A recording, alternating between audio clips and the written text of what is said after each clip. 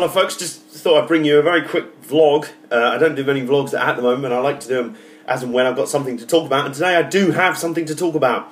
It's NASCAR's low downforce package for 2016.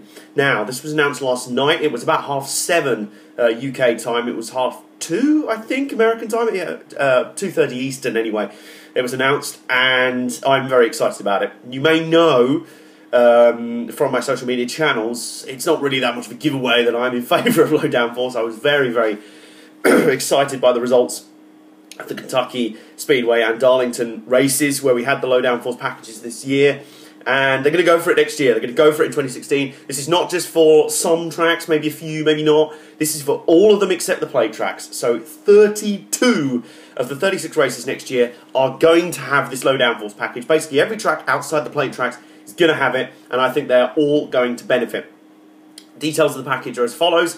The current 2015 Aero package has a 6-inch spoiler. That's now down to 3.5 inches for next year, and there's a cool graphic going around, I might show you here, of what that looks like with a Coke can stacked on the rear boot lid to show you how big the spoiler is in relation to a can of Coke. It is now smaller than the height of a can of Coke, which is not very big at all. The current splitter that they have, which I've never been a fan of, it just serves to puncture tyres and be annoying, was 2 inches. It's now going to be 0.25 of an inch, so a quarter of an inch. It's tiny.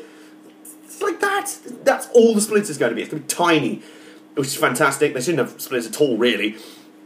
And the 38-inch radiator pan, which is just underneath the front of the car, if you will, that is now going to be 33 inches from 38.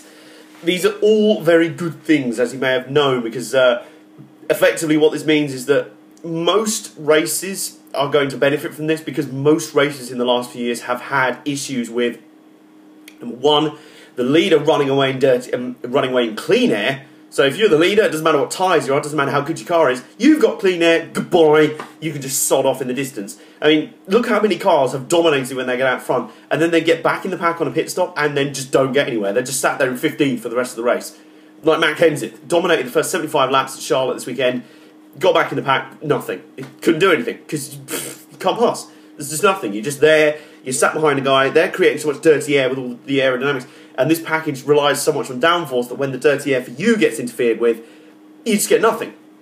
You just lose all grip and you're all gone. So basically taking that away, I mean, look at what happened at Kentucky and Darlington this year. At both tracks, you saw guys be able to drive up behind someone, right to the rear of them like that, go side by side with them for multiple laps without just going, yeah, I've got dirty air and spinning out, which is what's happened so many times the last few years. They could race side by side, they could race nose to tail. Restarts weren't just single file within a lap, they were huge, pretty big packs for about 5-10 laps after. All of this was good, and I can't tell you how excited I am that they're bringing in this package for next year. I remember speaking to Steve O'Donnell at the American Speed Fest, Brands Hatch this year, speaking about it, and he was very excited with the developments they have for next year. He didn't say what they were. I can see why he was excited now. I can see why. I mean, this is just a huge step forward. This is really good stuff. The tapered spacer, the tapered spacer is still going to be there. They're a little bit worried about top-end speed, I think, at the big ovals, like also Club in Michigan, which is fair enough. I mean, I feel like that the engine builders are going to get horsepower out of these engines anyway. They're going to start creeping up again with the tapered spacer on. There's a few other changes. There's a maximum engine speed of 9,000 RPM, a 1.38 gear ratio, third gear ratio, for tracks smaller than 1.25 miles. There's a few other bits and bobs there. That is the main bit, though. That is the main bit. I'm going to link you to an article detailing all of the things below. Well, in fact, my article on the checkerflag.co.uk. I am their NASCAR reporter over there. It's a great job to have. So read all of the details of it down there in the doobly-doo. It's really good to do. Let me know in the comments what you think about this development, because I know it's not quite universal, but it almost was.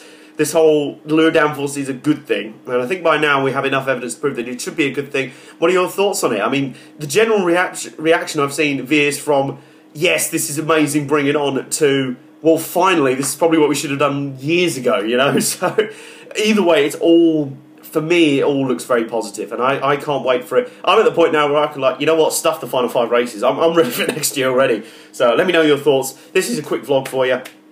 I'm going to get back to building a NASCAR stop motion track, and recording the latest episode of Bomber Sports Plays Dirt Rally, which will be with you tomorrow. I'll see you next time, Bombers!